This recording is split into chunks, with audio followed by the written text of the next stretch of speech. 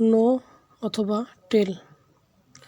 এরপরে which is which এই ইডিয়মটি আসলে এর অর্থ কি হবে, আজকে আমরা এটি নিয়ে কথা বলবো। নো অর্থ জানা, টেল অর্থ বলা, হুইচ ইজ হুইচ এটি একটি ইডিয়ম, এখানে আছে লেখা ইডিয়ম। এর অর্থ হইল কোনটা কে বা কোনটা কি,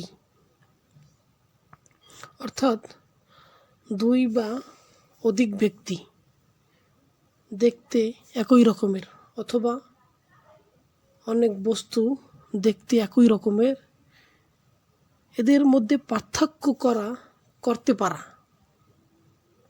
এই ক্ষেত্রে নো অথবা টেল, হুইচ ইজ হুইচ এই ইডিয়মটি ব্যবহার করা হয়। যেমন আমরা যদি উদাহরণ হিসেবে দেখতে চাই, এখানে আছে রানা অ্যান্ড রাজা আর identical twins, it is difficult to say which is which.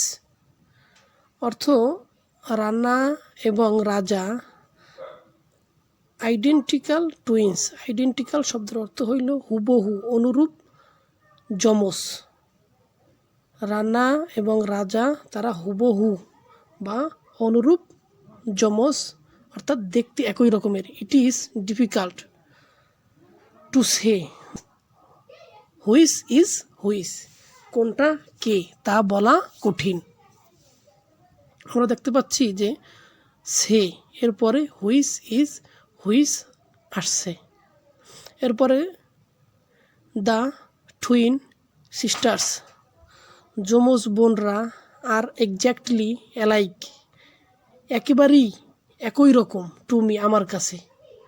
How can you tell, কীভাবে তুমি বলতে পারো, হুইচ ইজ হুইচ, অর্থাৎ কোনটা কে, কীভাবে তুমি কোনটা কে তা বলতে পারো।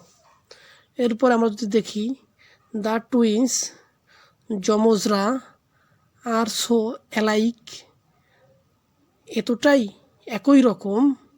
The twins are so alike, যমজরা এতটাই একই রকম।